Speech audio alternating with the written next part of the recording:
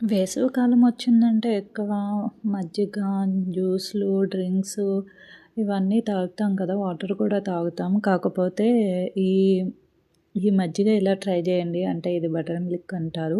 ఈ డ్రింకులు తాగే ప్లేస్‌లో ఇది తాగడం బెస్టు.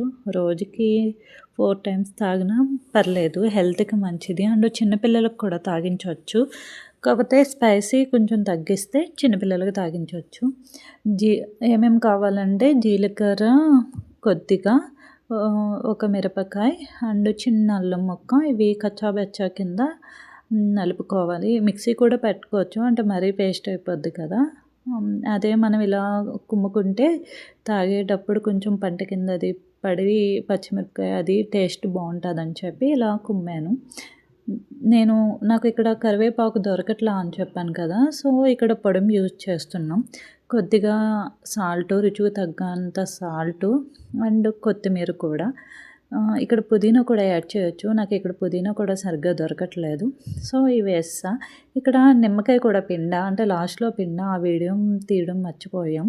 నిమ్మకాయ కూడా యాడ్ చేసుకోవాలి. తర్వాత ఐస్ క్యూబ్స్ ఏసుకొని తాగేయడమే.